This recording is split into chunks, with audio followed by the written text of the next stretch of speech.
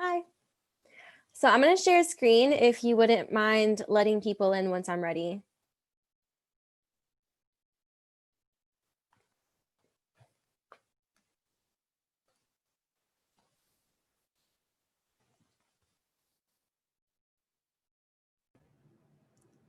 Hey, Rachel.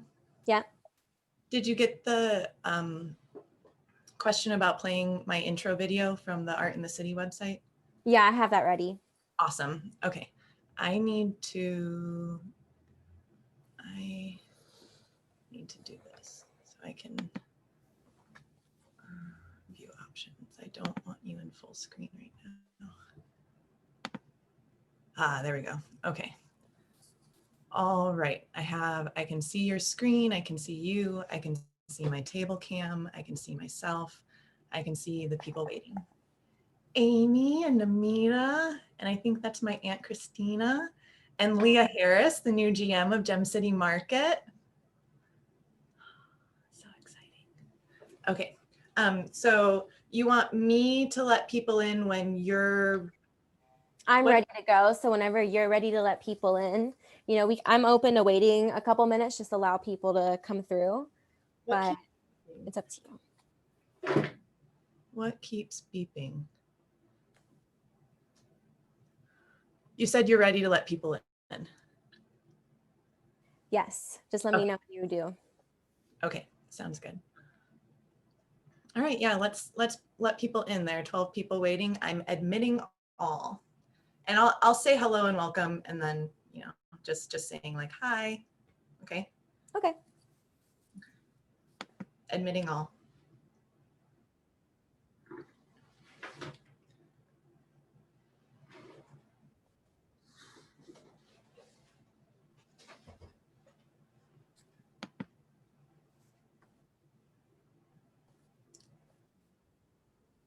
Hi everybody. Apologies for the dings. I think it's something with my table cam. All right. All right.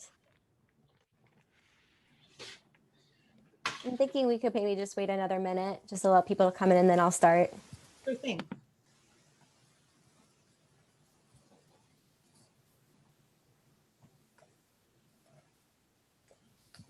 Do you know a way to turn off the chime? Let me go ahead and try to figure that one out. Hi, Amy. Hi, Atana. Hi, Tia Christina. Ah, so good.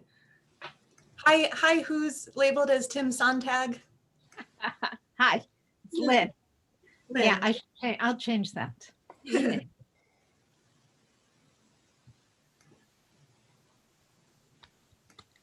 I'm so excited.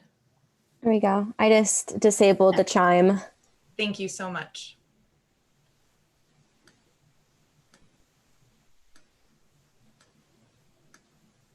All right, everyone. I think we're going to go ahead and here and start. Oh, there's one more person.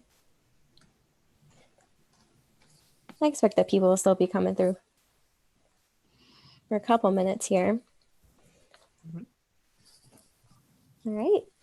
So welcome, everyone. So this is part of our Winter Skillshare series that Community Solutions has started hosting. We started this virtual Skillshare series right at the beginning of when COVID shut everything down. So we are an 80-year-old nonprofit, and we focus on trying to teach communities how to be more resilient in the face of disruption, such as climate change. And so when we say that we're trying to teach people how to be more resilient, we're usually speaking ecologically and economically. So Rachel is going to be kicking the series off, talking about creative gift wrapping. So she'll be sharing stories, also doing demonstration, and there's also going to be a hive-mind sourcing session where we'll be put into breakout rooms, and Rachel will be instructing us on what to do there. So we previously had people from all over the world join us. And so thank you for coming to learn and show support. And I am pleased to introduce Rachel DB. Thanks, Rachel. Rachels are awesome. What can I say? My name is Rachel Dominguez-Benner. I go by Rachel DB. And to kick off the tiny bit of storytelling, I actually asked Rachel to have on deck a recent video I did for Dayton's Art in the City. It's a 2-minute introduction video, and I think it will give you a really good sense of me. So Rachel, whenever you're ready to play that video.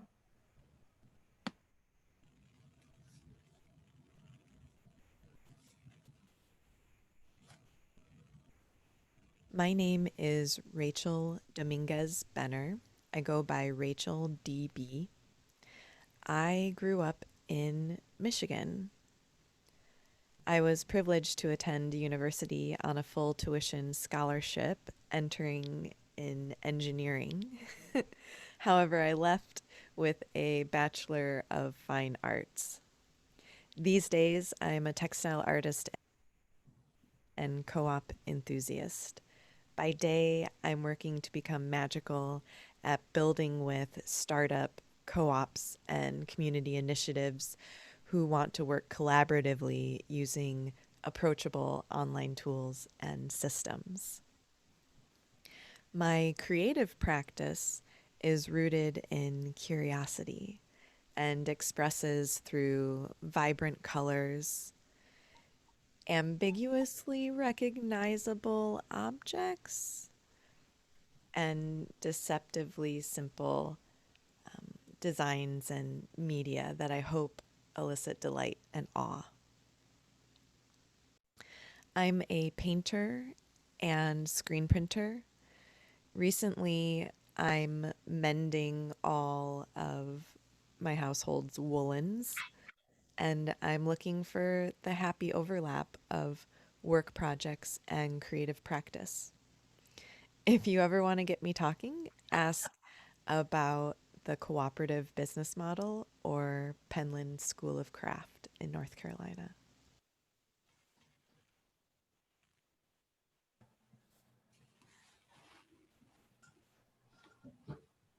Thanks, Rachel. So that's a little bit about me. And I wanted to open the space with one more share.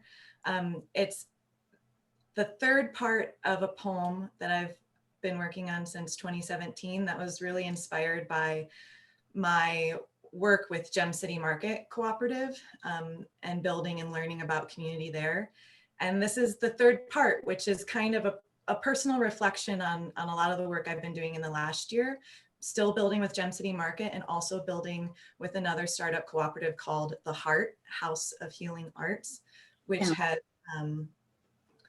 has just been very, very good for me this year. So this is Belief Tables, Part 3, Belief Tables, 2020.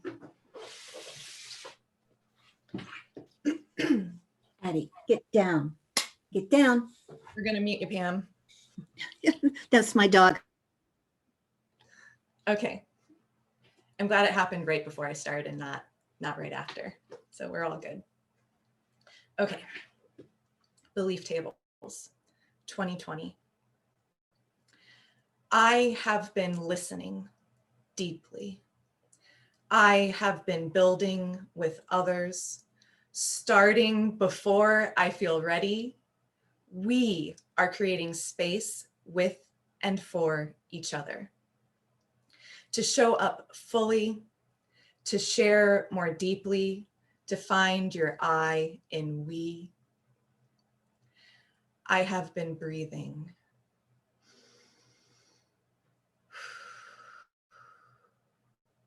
Deeply, processing our inherited traumas, returning to the growth edge over and over again. Breathe. The light in me recognizes the light in you. We are the ones we have been waiting for. There is nothing new under the sun. These words, borrowed for a time, this particular order, my expression, these make them, and yet they are not mine. The growth edge for me is recognizing beyond my privileges, feeling deeper than my anger, recognizing our power in this system I do not agree with, to hold space while we dismantle and build simultaneously. We are in crisis. We are in transition. We are in creative opportunity. We are the action in the conversation. Future self, pull me towards you. Love, burn the anger in your crucible. So much these days has to do with identity of self, where I end and you begin. Who is me? Who is other? Lift as you climb. The light in me reflects the light in you. Ground, center, align. Thank you.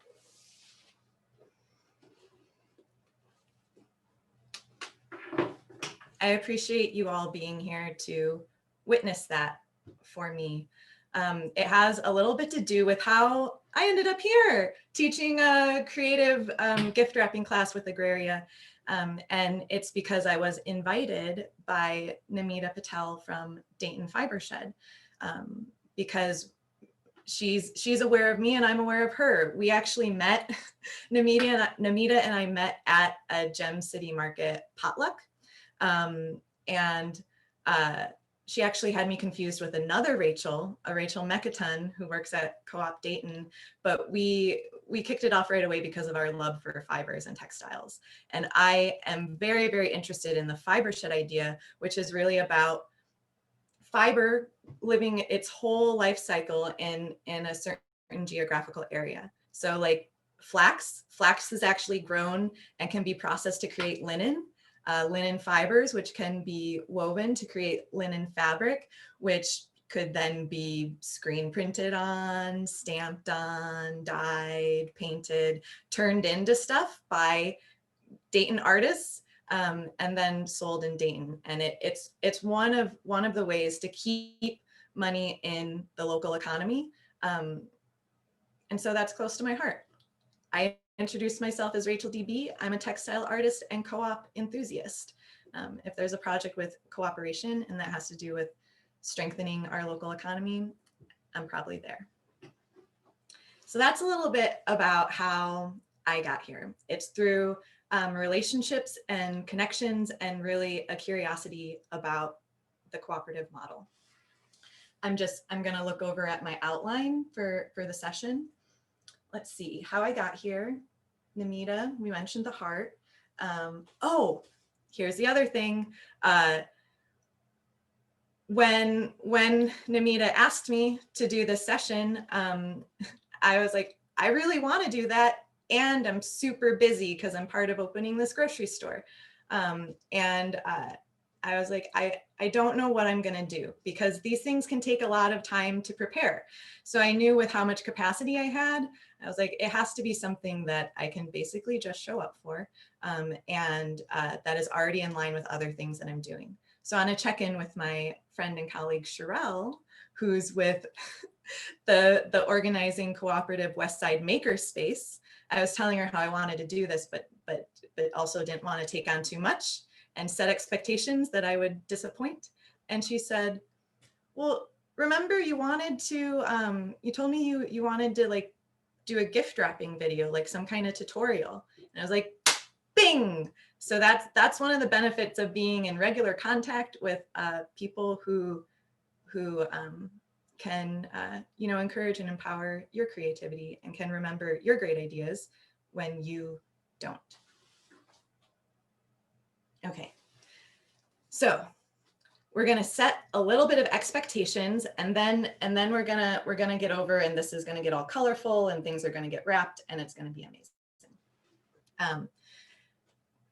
There was a description of this class. You found out about this Skillshare somehow, and something sparked you that caused you to decide, I'm going to be there.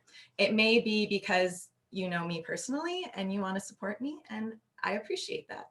It also may be because something in the Skillshare description was like, yes, that's something I've been looking for. So we are going to take a moment. And if you don't have a piece of paper and something to write with handy, after I give this next piece, you're going to locate that. And we're going to give you a minute or two to get up and you won't miss any content. Before that, so you're primed for your next task. What I want you to reflect back to me, because I want to make sure I fulfill your expectations, or if you have unreasonable expectations, we can reset them, and then we all leave happy and it's a win-win-win. Who knew there was so much about creative gift wrapping, you know, just to get started. So what are you expecting? What brought you here? Or what from the description or invitation sparked you to actually show up on this Saturday afternoon and spend your time with me? So those are the prompts. And really, you're gonna have like a minute, 2 minutes. So it's just even one thing, get one thing down. I'm gonna give you a minute if you need to get up and get your pencil and paper, and then you'll have another minute to write. So my clock says, well, it says 13:16. I'm just making note of that because we said times.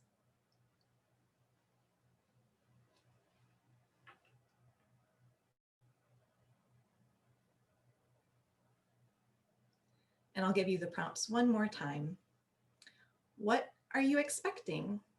What brought you here? Or what from the description or invitation sparked you?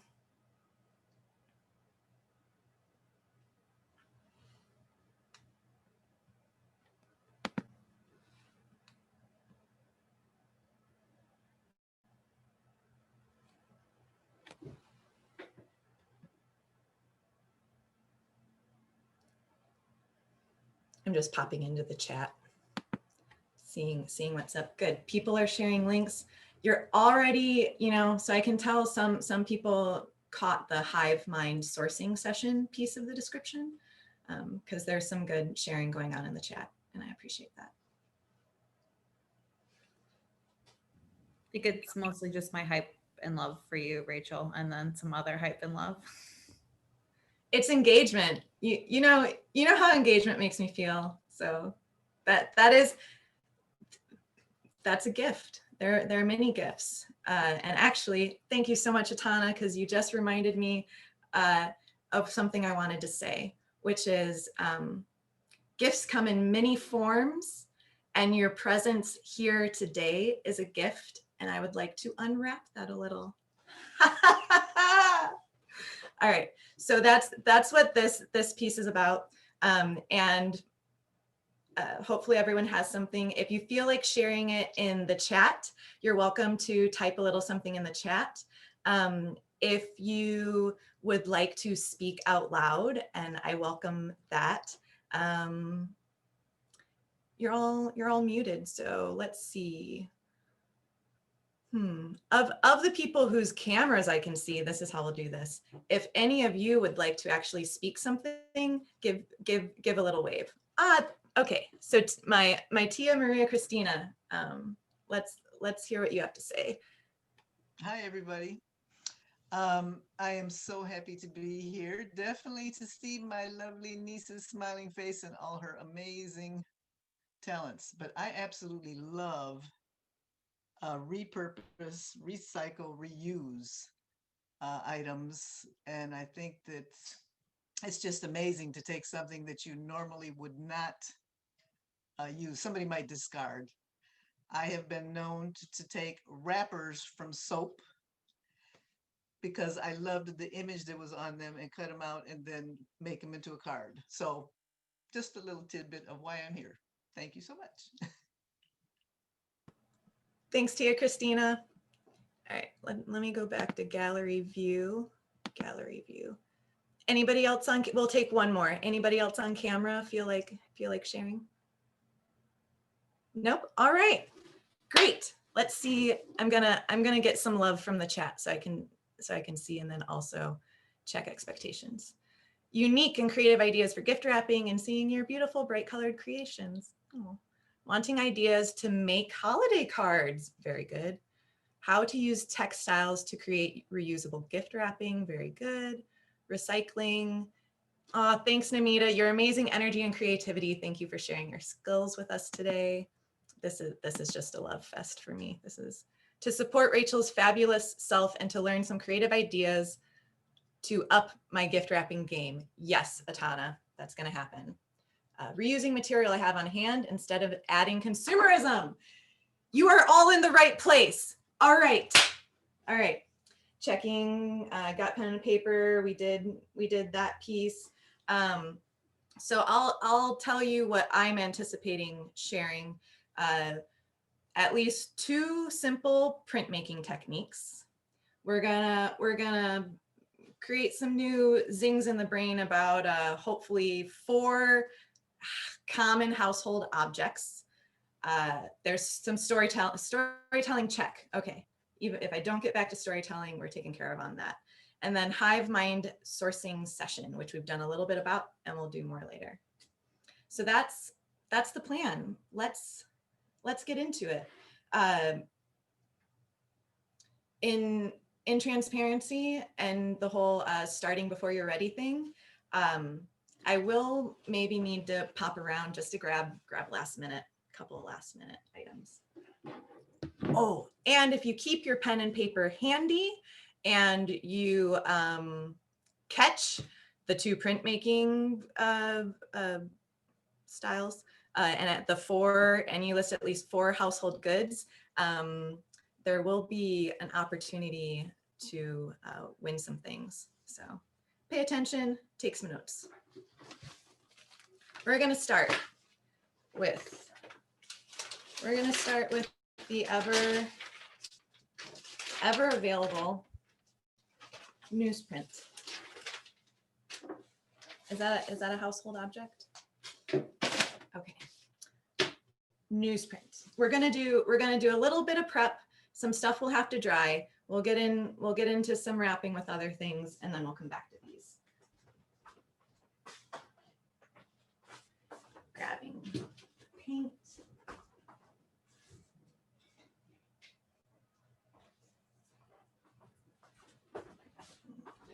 The brush.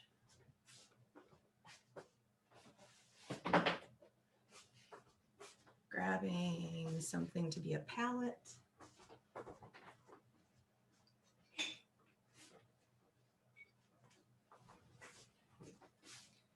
And another brush. Okay. So,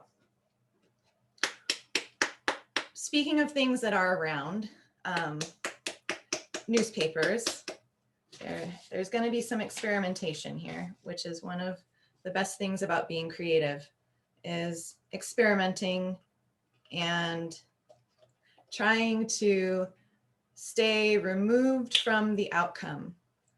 So this is, let's see if I can, ooh, look at this. Yeah, this is just some regular acrylic paint.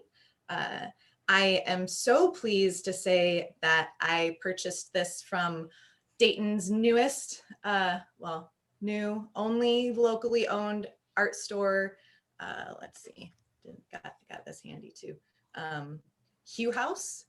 And in preparation for this session, I took myself on an artist date to go get some new supplies.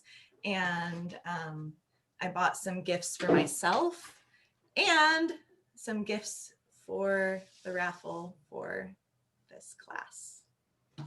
Okay, so one thing that I find helps my creativity is setting some parameters. Rachel, you have a face on. Is something wrong? Okay. No, I just noticed the newspaper. I recognized it, and I noticed the little thunders from Don Knickerbocker. Sorry, awesome. Great. He's one of my favorite people. Anyway. Oh yeah, Don Knickerbocker. Okay, so one of the things that's helped me foster my creativity is setting parameters. I actually you heard in my little intro, I started in college in the College of Engineering and then transferred to the School of Art and Design. And some of the feedback I got from professors was, you have like all of these ideas are fine. You just need to choose something and go with it. So I realized that I need parameters, like limit the material, just one color. I think I just want some color on this so it's not a boring newspaper. And I'm gonna go with a simple shape, like circles. So let's see, get one there. And the great thing about this is you don't even really have to know how to paint. It does take practice to make good circles.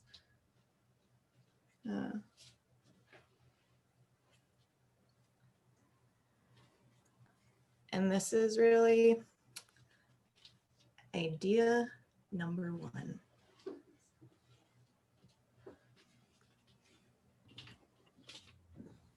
And that's nice that the paint is kind of transparent. So you can still, you can't see it as much from the camera, but you can still see some of the newspaper coming through. Believe it or not, that's our first piece of creative gift wrap. Was that easy? Was that easy or what?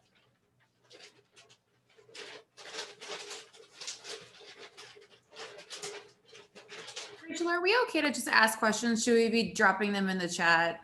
Oh, feel free to pop in and ask questions. Yes, I would like very much for there to be an element of choose your own adventure. I've got, like, you can't see it, but I've got a whole smorgasbord of materials around. So let's have it. Does the kind of paint matter? Like, do I need to buy acrylic paint, or did you buy acrylic paint because you always use acrylic paint, so you were using it for this and other things? Great question. It does not have to be acrylic paint. And this acrylic paint is, this is a standard series. So it's not quite a student grade, but there are different levels of materials. And I don't have any around, but there are little like $1.50 craft paints that you can get as well. And those would work as well. In like the hierarchy of decisions, and this actually comes from my tia Christina, who we heard earlier.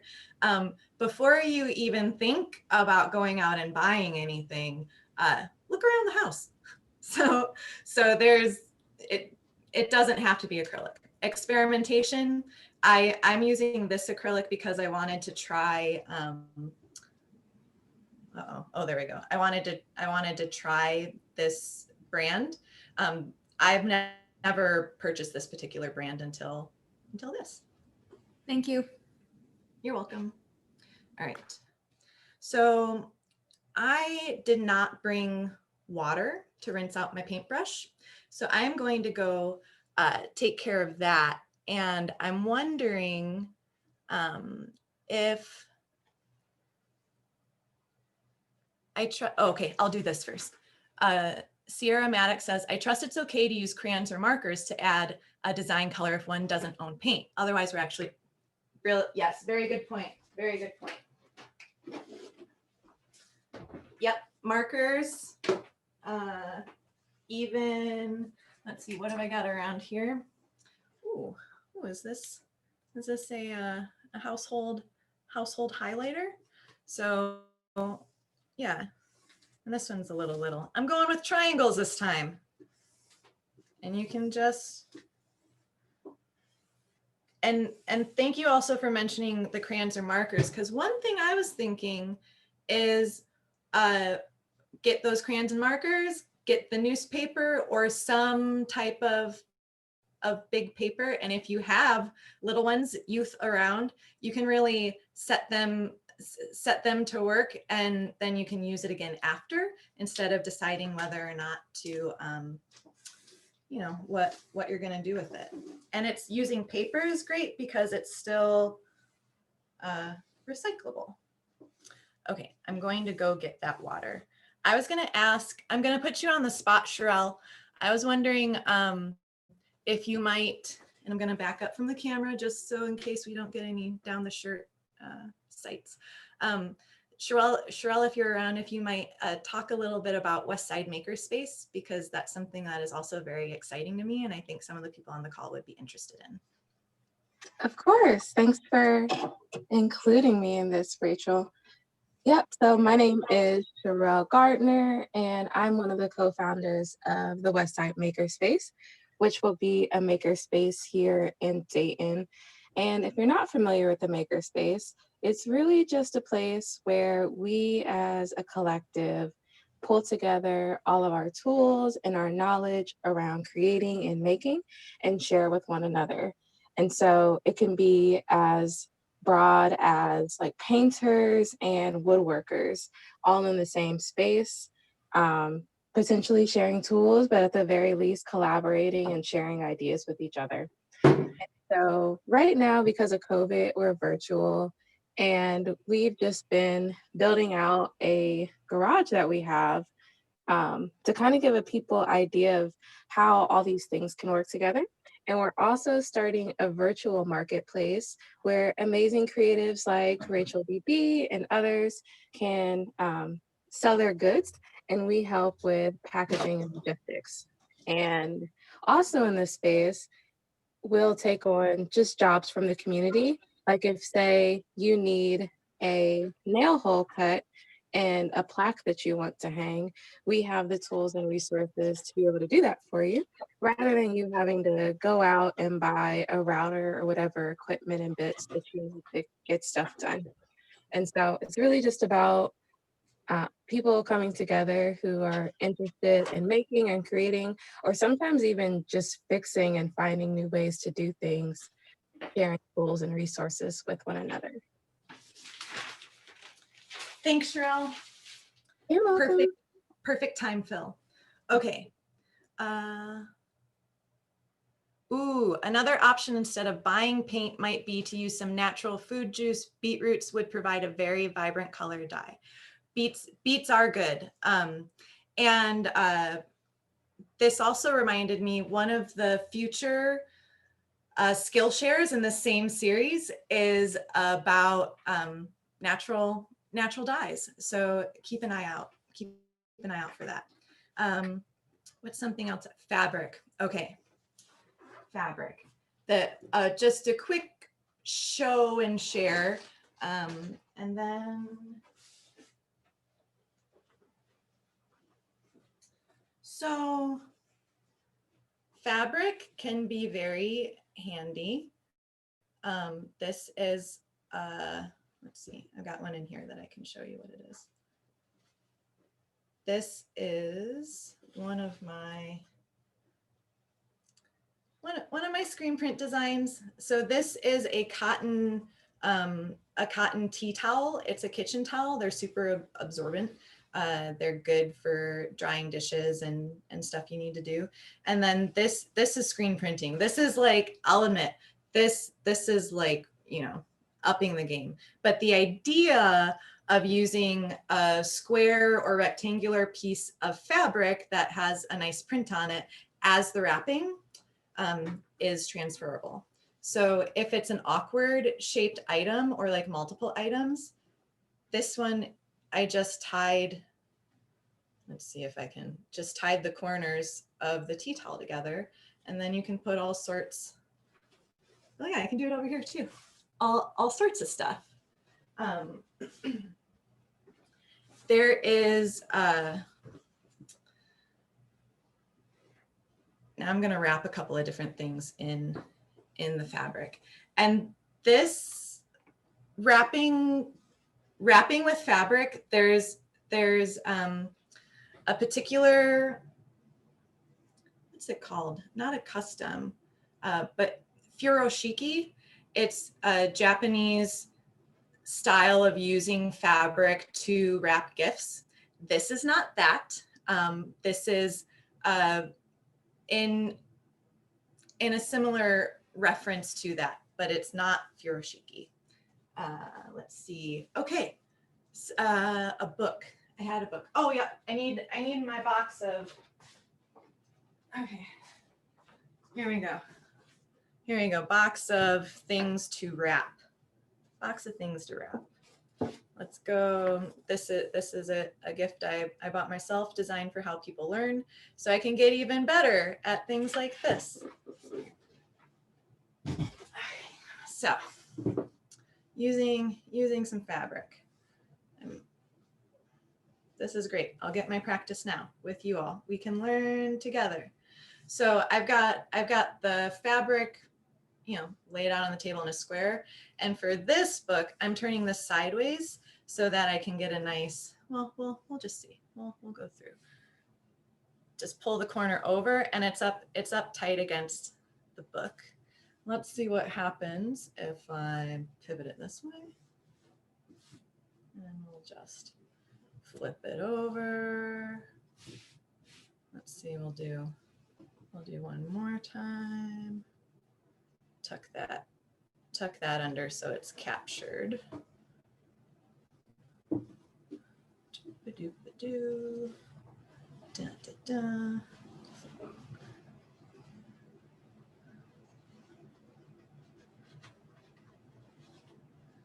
Ta-da! I love it. No tape, no scissors. And it's actually 2 gifts in one. Look at that. Look at that. Okay. All right. What else? Fabric is also good for awkward things that you don't have a box the right size for. Let's see. Got a little. Yeah.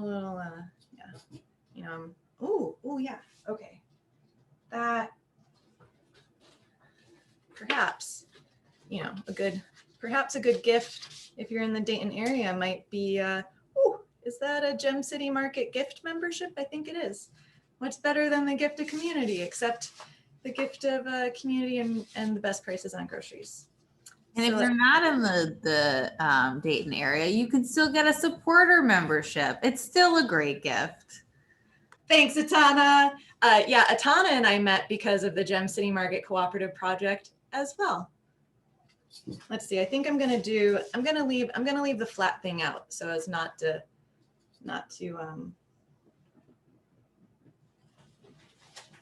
and they're gonna get a towel and a little cart. And this is even easier than the book. Just tie those two, and then you find the other corners.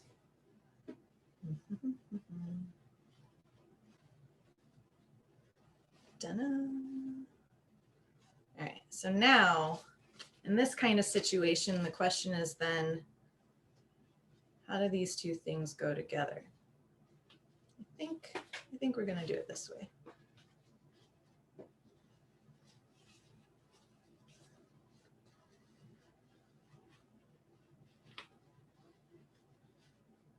Ta-da! You can even tuck those in. And another beautiful little gift. Okay. Any requests or questions at this moment? I'm gonna pop into the chat.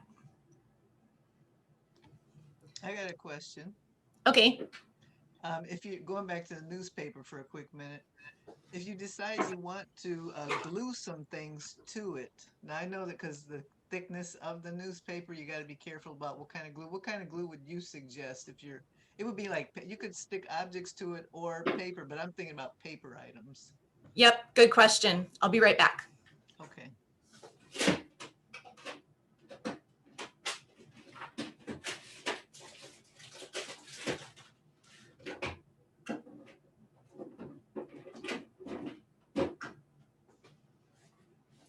All right, materials question. I love it. There are a couple of options. So And these are kind of specialty. Oh, but great thing about small, independent, locally owned businesses is that they're often super willing to special order items for you. So if you hear of something, and I know I'm talking a lot to my Dayton peeps here, but if you get a really good recommendation from somebody that you trust about a product you want to try, then Hugh House will special order it for you. So this one that says, oh geez, looking at a screen to try and neutral pH adhesive from Limeco. This is, let me get something so I can show you kind of the, yep, get some newspaper.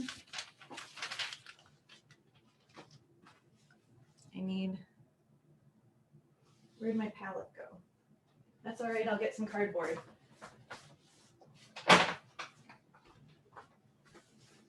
Okay, so this neutral pH adhesive, which I haven't gotten into in a while, is kind of, let's see. It's kind of like white glue, but way better, because this is what bookbinders use to glue the book cloth to the book board. And you'll, for this, you'll want to use a brush.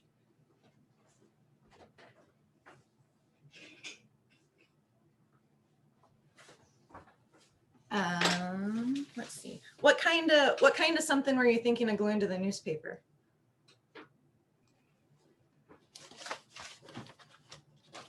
Well, originally, like I was mentioning earlier, that sometimes I'll see some really cool paper that was not intended. I mean, it might have wrapped something else. It just has an awesome design on it. And so it could have like those, I was mentioning soap earlier, like those specialty soap bars. And Oh, sometimes they've got some big right. wrappers, Okay. But they have like a shiny sheen to it. It's not Okay. absorbent paper. So let's see if we can approximate a little bit of something like that. So this is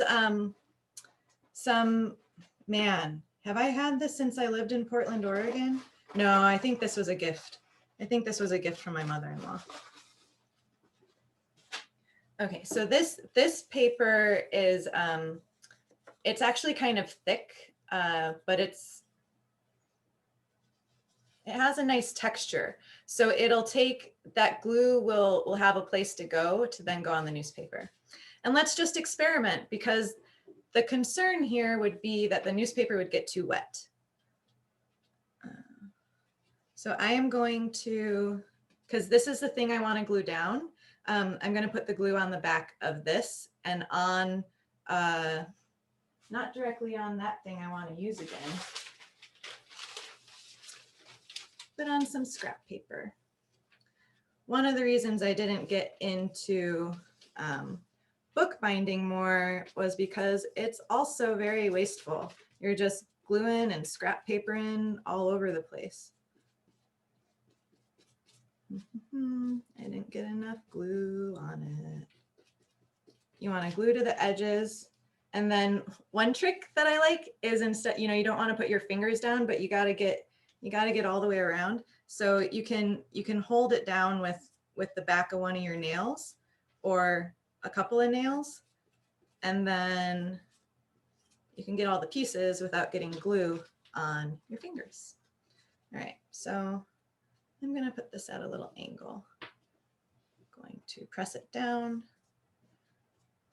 We'll check on that in a little while. I probably should do a time check. This is one of those things where, let's see, we started at 1 o'clock. We go until 2:30, and it's currently 1:45. Am I speaking the truth? Yep. Okay, great. All right, Is Tia. that glue bendable? Like if you bend that around once it's dry?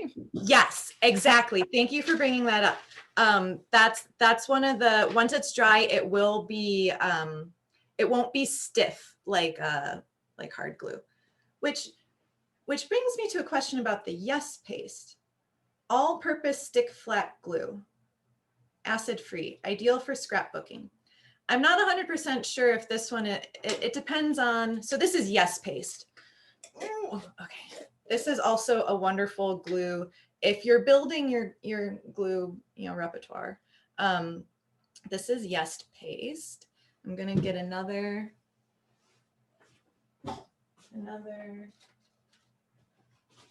little snippet of this. Maybe the doilies would be good for the Yes Paste. We'll try this one first. Okay. So the thing about Yes Paste is that it is a paste. Can you like it's pretty thick. My favorite way to apply Yes Paste is with, uh-oh, where did they go? Ian, I saw Ian with them. Is with, we got bench blindness. Bench blindness is the thing it's called when you're pretty sure something you're looking for is directly in front of you, but you can't see it anymore. Well, okay. So my favorite way to apply Yes Paste is actually with a piece of trash. And people send you this trash directly, there's one, directly to your house. And this is my favorite way to make those useful. So this is one of those plastic Spectrum Your Savings Card, hello preferred customer. So you can take, a lot of them have moved to cardboard now, so you don't actually get the real good plastic ones anymore. But this is good for another thing I'll show you. I'm glad I found two of them. Okay, Yes Paste. So there's the Yes Paste. I'm gonna take the credit card and get just a little scoop. Oh, where's the camera? It's very bright right here. Okay, a little scoop. And then similarly, the downward angle is not going to do any favors for this process, but nope, not gonna. When you're putting the paste on, let's see, you want to have nope. All right, we'll do it this way.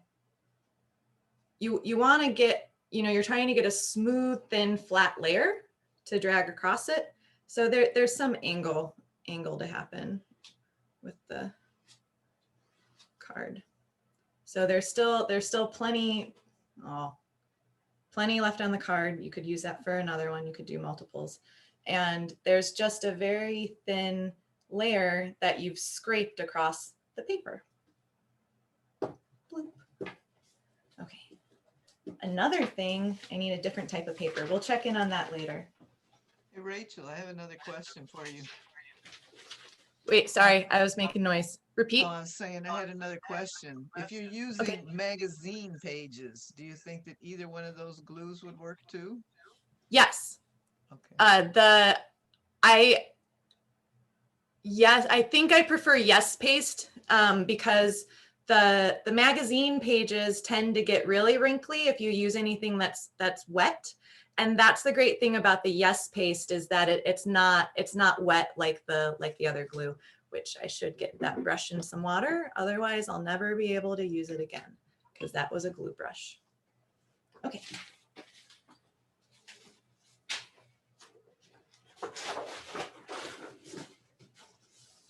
And I'm going to remember to close my Yes Paste. I lost a whole half of a tin of Yes Paste one time. It will dry out. All right, so this is some, what kind of paper? What is this called? Newsprint, but it's thick newsprint. And you can see I've used it as a backing for painting other smaller things. So I have to go, let's see, Rachel said she'd be right back. Is anyone willing to share a quick story about a favorite gift you've received. I need about 2 minutes to go get some other paint.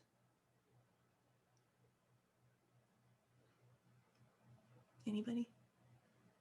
Oh, Lynn waved, but you're muted.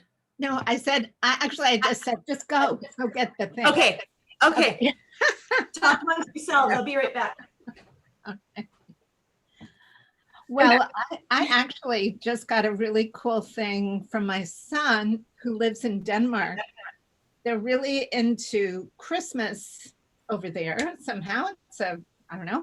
Anyway, it's a candle and you light it every night leading up to Christmas. It's like an advent calendar, but it's a candle. So each night, so it has numbers on it. It's really pretty. And then in Denmark, they always make these really beautiful like displays in the house for the holidays. Anyway, so that was a nice present. Like I'd never seen one like that before. How big is the candle then? Yeah. How big is it that it can? An advent candle, it's like that big. Hmm. Yeah. Oh, now I long missed the time. story, but okay, Oh. that's okay. If you're missing out, Yeah. that's all right. I got the paint. We're good.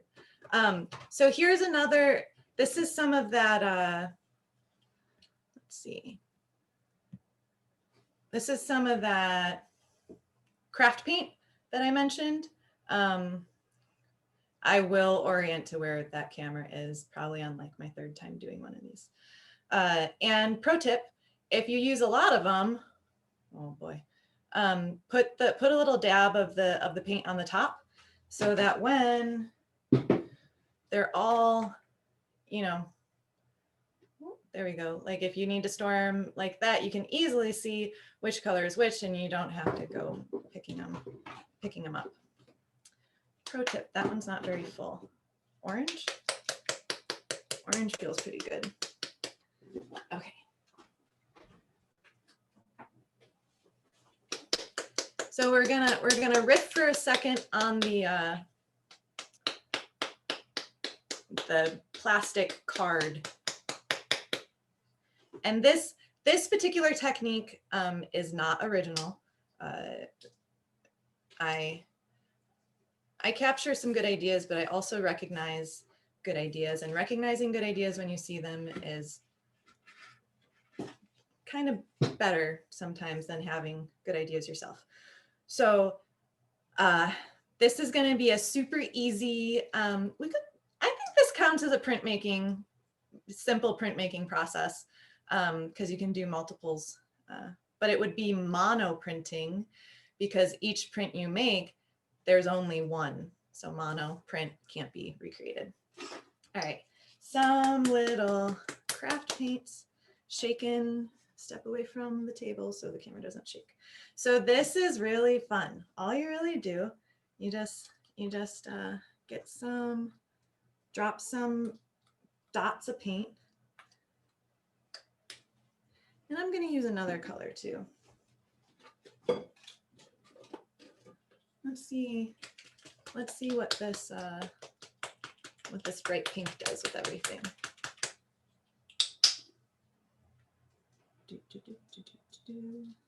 Okay, so now got some on my finger, just wipe that off. It'll go right in with everything.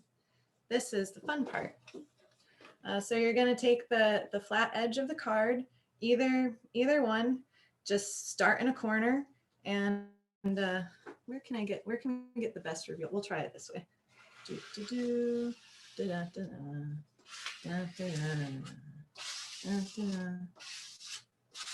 And this is one of my favorite ways to get a ton of color on a piece of paper really fast.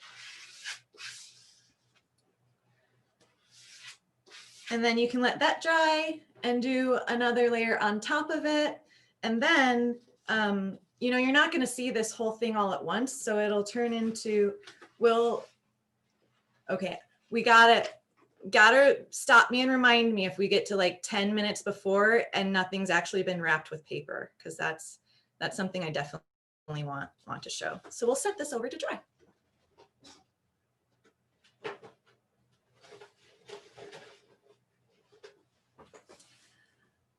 I should get on with showing you the main simple printmaking technique that I wanted to share.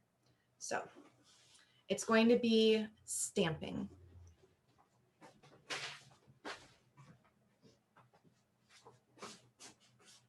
Uh-oh. Oh, they're there. Okay. So when I refer to stamping, it's like with these, most times, these are what I find easiest, especially for paper. These are, just craft stamp pads. And do I have anything that I've stamped with this? We'll do it on this doily real quick. So this is actually a stamp that I made. I drew the design and then I carved it out of this stamp material. And that's what I'm going to show you parts of the process right now. And we're going to start with the end. Start with the end in mind. It's an orange, but it's going to be a lime this time. All right. Oh, here's another pro tip. So stamp pad, stamp, they don't, I mean, this one actually does fit, the stamp fits within the stamp pad, but sometimes you have bigger stamps that won't fit like on the stamp pad. And in order to not get too much ink on your fingers, I like to hold the stamp pad in my dominant hand and then just tap it onto the stamp on the table, because then you can see how much is going on and you can get all around it. So I've now, this is a very light color. Let's see what happens. Okay, and when you stamp, even firm pressure all the way to the edges.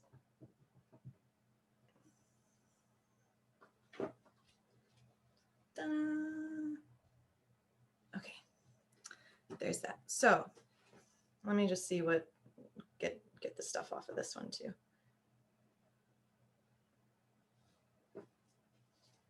Ta-da! And you can send, the thing about printmaking is you have a thing that makes it really easy for you to make multiples of that thing. Can you use paint or markers on the stamps? Let's see. I know I had, I wouldn't use paint because of, yeah, it would leave, it wouldn't come off enough, but I do have a water-based marker. And you can definitely use markers on stamps. It needs to be, it needs to stay wet long enough to cover the whole thing. And then,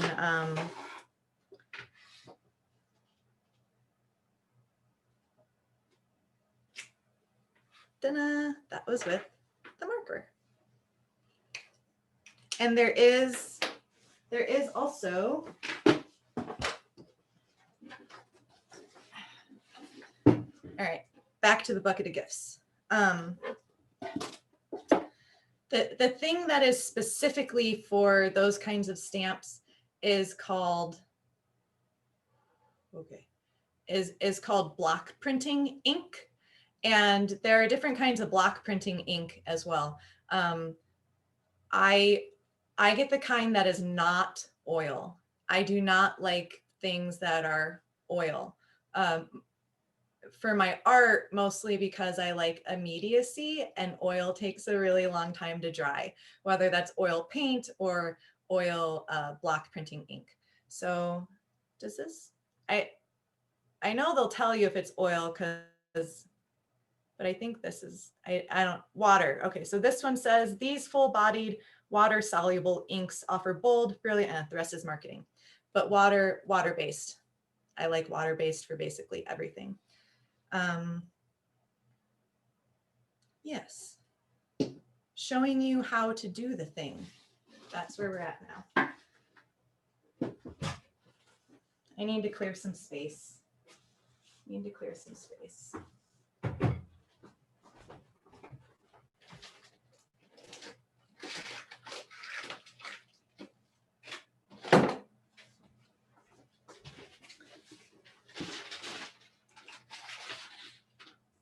Okay, so this is that stamp carving material, and it comes in all sorts of different shapes and sizes.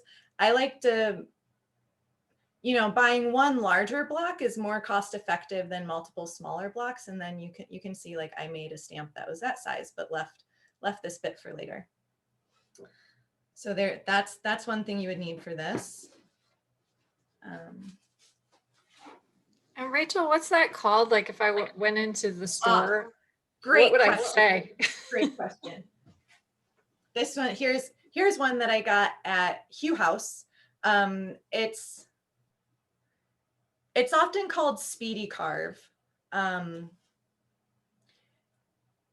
stores should know what you're talking about if you ask for Speedy Carve. This brings in, this is a point of minutia, but it's to the quality of materials again, is that there are different, I don't know if you can tell, like this itself, like the pink one is much thinner than this white one. And the material itself is a little bit different. The pink one is softer, so they don't hold up quite as long, but it's easy. It's super easy to carve. This one's also very, very easy. So if you're looking to make stamps, look for something that is like this. It should be flexible. It comes in a block. If you see, I don't have any around because I really don't like it, but another material that is in the world of block printing is called like linoleum. They're called like linoleum blocks, but linoleum is really hard to carve. And whew, you can see I've done a fair amount of carving my own stamps, and this is what I like. So how about rubber wine corks? Sure, yeah, give it a shot. You'd probably want to, okay, so remind me about that for a slight variation on what I'm going to show next. I need a piece of paper. I need some pencils. So if what I'm preparing to do right now is just to draw a simple design on some paper, and then I'm going to transfer that onto this block to show me what I want to carve and what I want to keep. You can draw directly on these if you're super confident. I like to do it on paper and transfer it. When you do it on paper and transfer it, this, oh boy, is a 4, won't focus. This is a 4B pencil. So like the number 2 pencils, like this is a whole art supplies. So the lead in pencils range in hardness. So there are much harder pencil leads that will give a much finer line and is a softer gray. And the range goes from hard for H, and then it goes into B's. Maybe H isn't for hard because I don't know what B would be for, but the B's are soft, and HB is in the middle. As you get to H, it gets harder, and as the numbers get bigger in the B's, it gets softer. So because we're gonna need to transfer our design onto this by burnishing, we want a soft pencil lead, so it leaves a lot of great stuff on the surface that will transfer to the block. I need that piece of paper.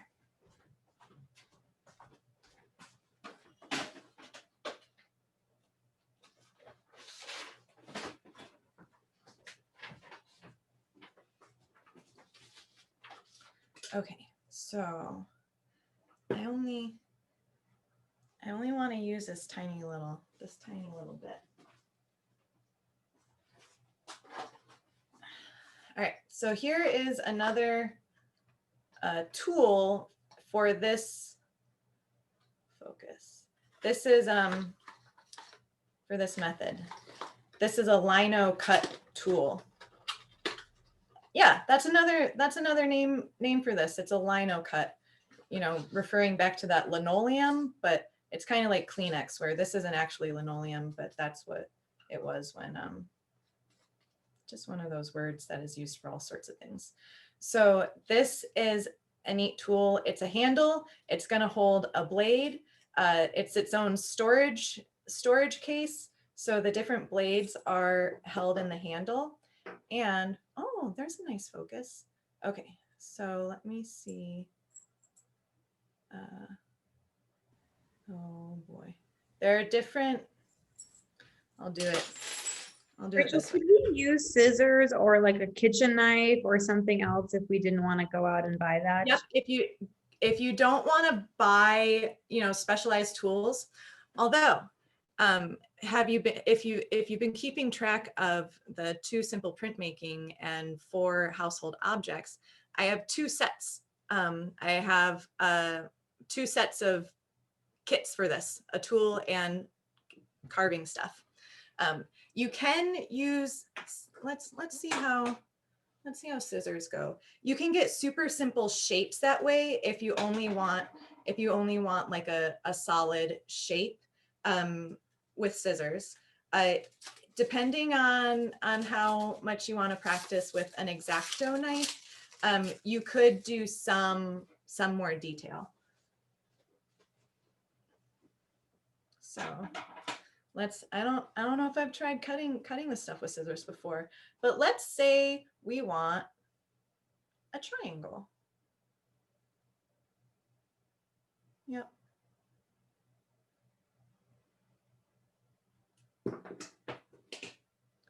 Ding. So you can cut the pink stuff with scissors. The white stuff is too thick, but you could cut that with an X-Acto knife. If you would like to be able to make, you know, different patterns, the way you get these lines cut is with the different blades. So there are, let's see, there's like a really thin one, there's a flat one, and then there are different shapes. Okay, so there's our triangle. Here's another trick. If you cut your shape first, then I like to trace that shape on my paper so that I know that the design I make is going to fit entirely within the bounds of the thing. You can't really see that, but what is something that fits in a triangle or is like a triangle that somebody would like to see on a stamp? Pie. Ha! Great. Okay. All right. Ooh, I like this. All right. So let's see. Pie. Let's see. So pie has like a crust thing going on. And then because it's a flat thing, let's make a line over here. Oops. And it'll be a slightly abstract pie. Yeah. And then, and I'm not sure how exactly this is going to translate, but let's see what happens here. So one thing to keep in mind with making stamps is that it's what's it called? You're taking material away. Subtractive. It's a subtractive thing. 10 after 2. All right. And so so when you're thinking about your design, it's either there on the surface and that's what will print, or you remove it by carving it away and that's what leaves the color of the paper behind. So when you're making your drawing, yes, when you're making your drawing, you, it can, your brain, we'll get to that. Okay, we're drawing a pie. I want the top of the pie to be the color of the stamp pad, maybe. And then also some of these inside bits of the pie. Okay, so I am, again, this is a soft pencil, so it's leaving a lot of lead.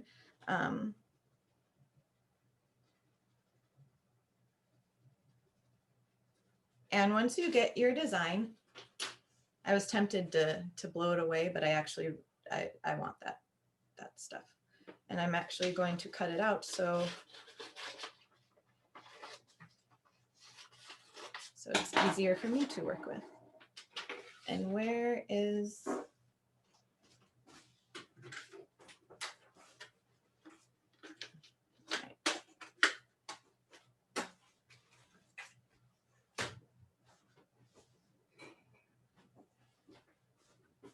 okay, so I find it easier.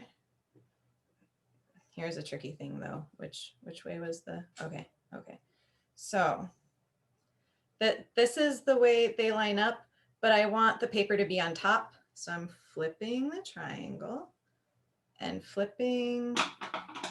I'm gonna cut right on the edge of at least two of the sides so that I can line it up correctly on my material. So I'm lining up the bottom corner, and now I have, this is a bone folder. It's, it's good for pushing down on things. If you don't have one of those, you can use basically like any smooth surface that you can push along a flat surface. So now I'm just pushing down on the paper, rubbing, actually burnishing, rubbing the paper down and doing my best not to move it.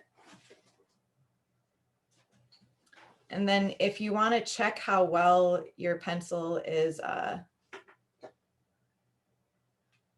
transferring, you can lift a little corner and check without shifting it in case you need to do some more. So there's our pie. And now's a good time to notice that the image you drew is reversed when it goes onto the stamp. So this is what it's gonna, this is important if you ever want to do words. This is what it's going to look like when we stamp it on the paper. And so if you're drawing your image, you can draw it how you want it to look. If you were drawing directly on the stamp, you would have to do it backwards. But so that's another reason I don't do it directly on the stamp, because this one is less confusing. I realize now that because the camera is so far away from this next piece, the actual carving, it'll be fine. It'll be fine. I can still talk you through some just general good things to remember. So this particular handle, each of the blades, that's a good word, has a chuck. So this is going to slide into here. So you loosen the handle, and then you can slide the, I got to look at it closer. There's a particular side. Oh, just got to open it up a little more. There we go. Okay. So I opened it up a little more, wiggled it down, and now I am turning it back to tighten it. I'm pausing here because we have a sharp object in our hands. It is always good to remember when you're using sharp objects to respect them and have awareness of where both your hands are. For instance, whenever you're carving a stamp, you want to carve away from your body and have your other hand's fingers like so like this is bad. That's a no-no. You want to be away from the blade, just, you know, some safety stuff. Yeah, all right, here, I gotta get closer to my work. I'm gonna do a little, see if we can get some. So I'm pushing the blade along the part that's still pink. And I'm following the line of what I drew, quick and dirty. And you're taking away the material. The material that you're taking away will stay the color of the paper. Simple designs can go kind of fast, but this is the, I was just chuckling because I was unable to talk and carve at the same time. So you can also see that I'm moving the direction of the stamp, because the easiest thing is to like always carve in the same direction. You do need to, it's both. It's both. Okay.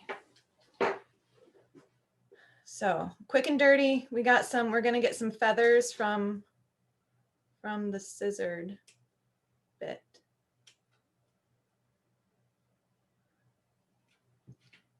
And now you have your quick and dirty version. There's another step. I'm just gonna rub off some of that delicious pencil ink. Okay, there's another step where you have to test abstract pie. I wonder what else. You want to check what it looks like. You're not finished yet. So I like to use a color of ink that is not dry. What color?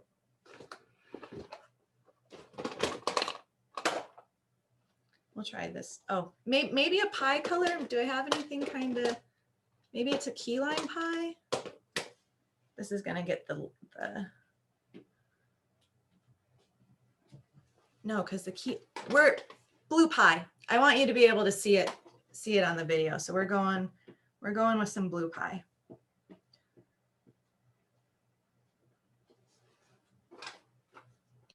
And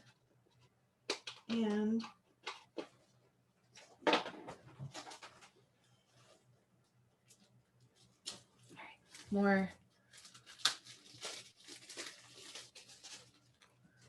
I think maybe the pie is a gift tag.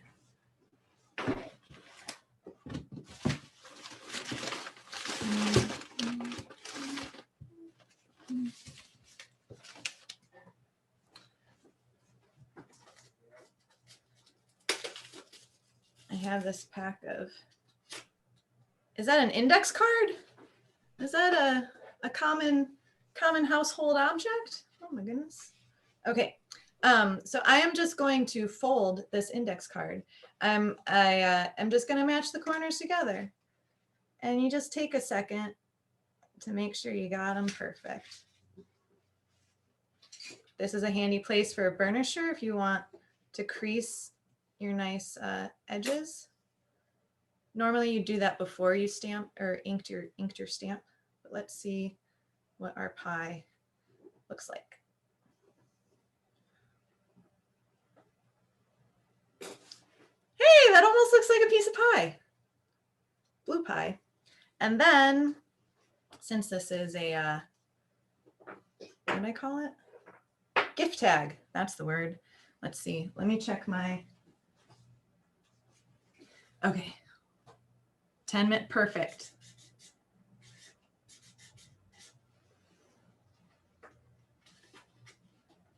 Love, daughter.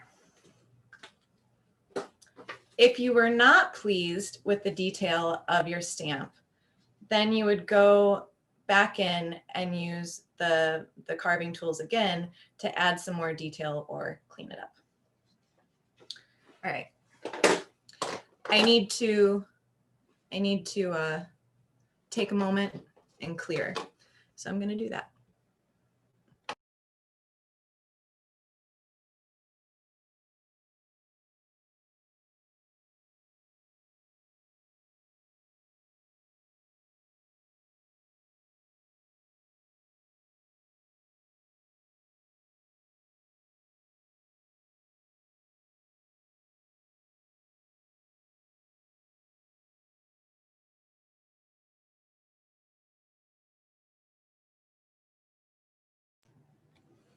This is not my my favorite style of these. You can see I'm having a little trouble getting the checkout. I'll just put the other ones back and take care of that on my own time.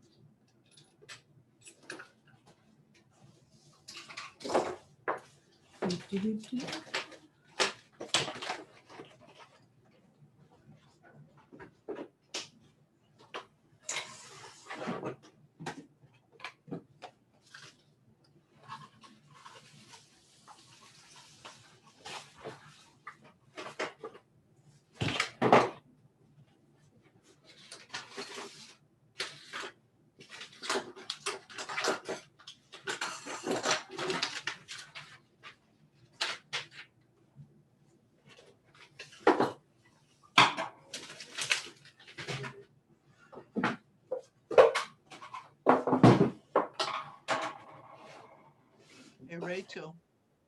Yes.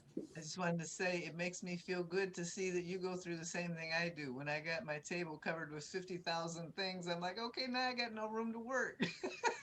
Yep. You just have to you know, trade things out. I just saw in the chat, my mom is reminding me to drink water, which is an excellent reminder.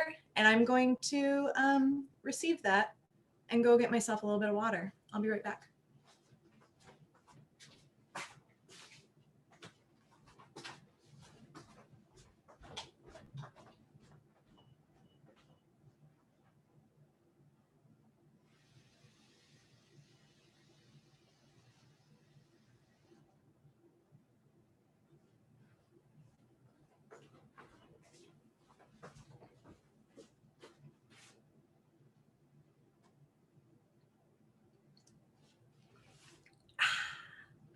Is that a Gem City Market sticker? I think it is.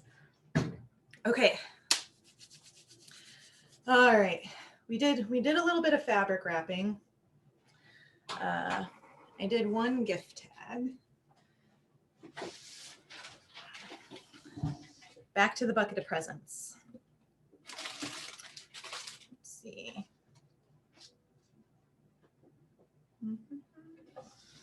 I need to put that back.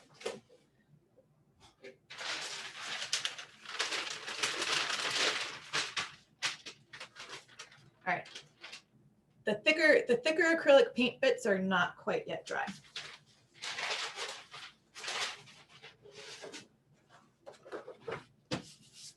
The craft paint bits are wonderful. So I have been told that giving gifts is one of my love languages. And part of my gift giving ethos is to just collect things for people when something reminds you of them, or when they ask you for some zinnia seeds from, our zinnias are just so amazing. So this is a gift. I'm gonna wrap it up. And this is you know, it's not a regular shape. It's a little bit of a pillow. We're gonna have to be a little tender. And this paper that I have is, it's thicker than wrapping paper, but it really, newspaper would work well with this. The thicker the paper, the more difficult it's gonna be to wrap slightly awkward things. All right, however, looking at the size of my wrap object and the size of my paper, I can totally get more than one thing out of this. Reduce. That's true. I haven't said any of the. Okay, we'll do a lightning. We'll do a lightning round to make sure we hit some tips in all of the spots. All right, I've left. What is that? About 2 inches on either side, and.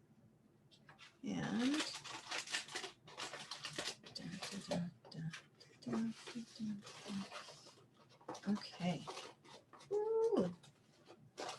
Now, how am I going to do the corners? I think I'm just going to kind of gently push down in the middle, and just fold these edges in.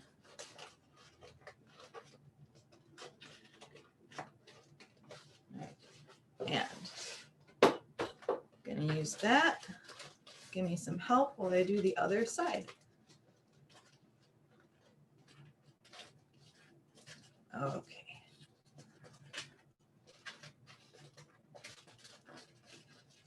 Maybe we'll just tuck those like that. Yeah, that'll work. So this paper is kind of stiff. I would say this is not necessarily for the beginner.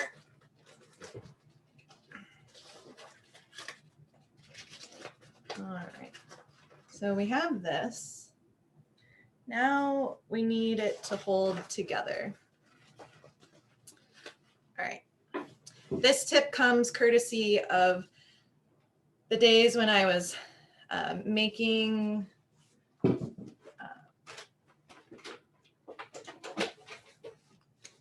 days of my micro manufacturing business when I made things like this. This is a pencil tool roll up. Lots of these have been given for gifts over the years, hundreds and hundreds altogether. Not for me, like people buying them for me and then giving them as gifts. Oh, right. So I was wrapping a lot of presents then. I purchased one of the best purchases, this baker's twine from a baking supply place online, and I purchased this, and I think it was like $12, and I believe I've had it for over a decade now. So a good investment, you know. And I've seen things like this, not with this much, but I've gotten like things of ribbon from the thrift store. So I like to not use tape whenever possible. And this is cotton string. So even if it gets thrown away, it will return itself to the earth. All right, there's that. Where'd my, I ditched my gift tag. Oh, well, Mom. All right, gotta make a new gift tag. Let's see.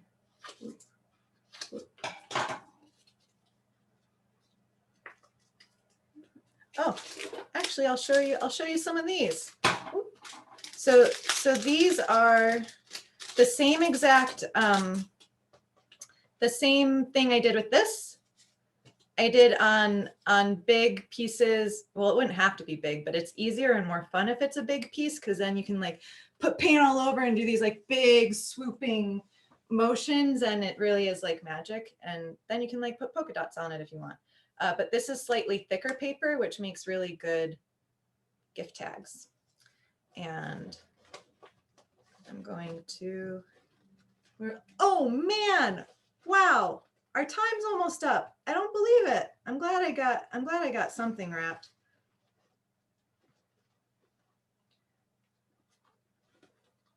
Okay. It's good though. I gotta say 90 minutes is about my cap for energy right now. Ta-da! Okay. All right. Other quick tips.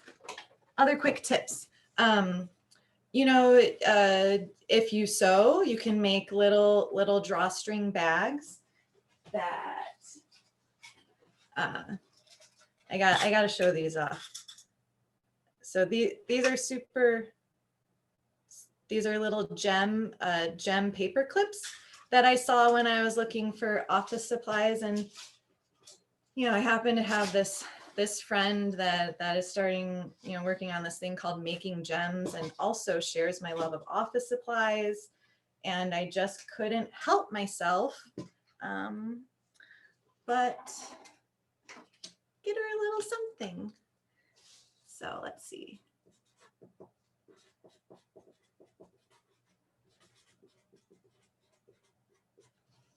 She already knows it's coming too. We've been excited about that. Now, how does this get on here?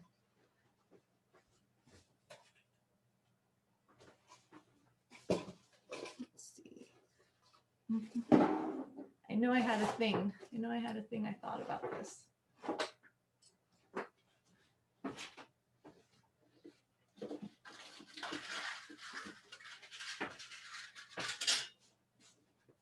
Holy smokes, is that another common household item? Let's see what we do with this here.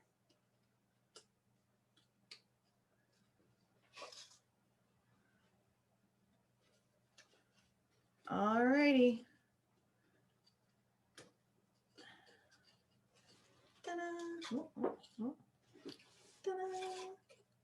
So sometimes, you know, you don't even have to use wrapping.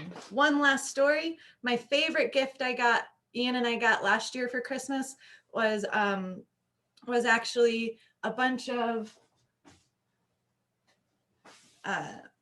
stuff packed in, not this one, that was a different gift, but same idea.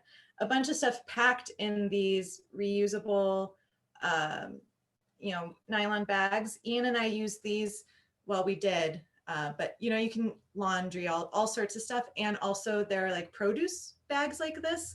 So I thought it was a really great gift that it was food and books and things, but no wrapping and no packaging. And everything was in an insulated grocery bag. And that was the wrapping. And I really felt appreciated and seen receiving that gift because of my personal values being that I do like to reduce.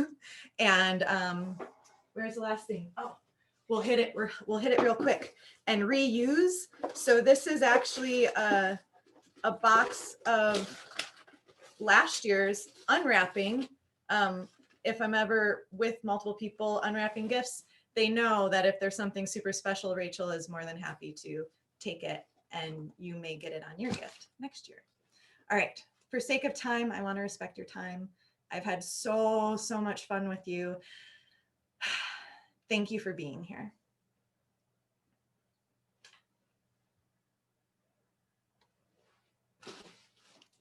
You gonna take us out, Rachel? Oh, you're muted though. Oops, I just wanted to say before we go that next weekend we have another part of our Skillshare series with another person from Natalie Warwick. And it's about zero waste home practices and skills. So, and that will be also free. So feel free to come to that next weekend. And final bits, if you want to, you know, connect more with me, racheldb.com is my website, and I'm Rachel DB Creative on Instagram and other places. Right. Thank you so much for sharing. Yep, I had a great time. Bye, right. everybody. Have a great day.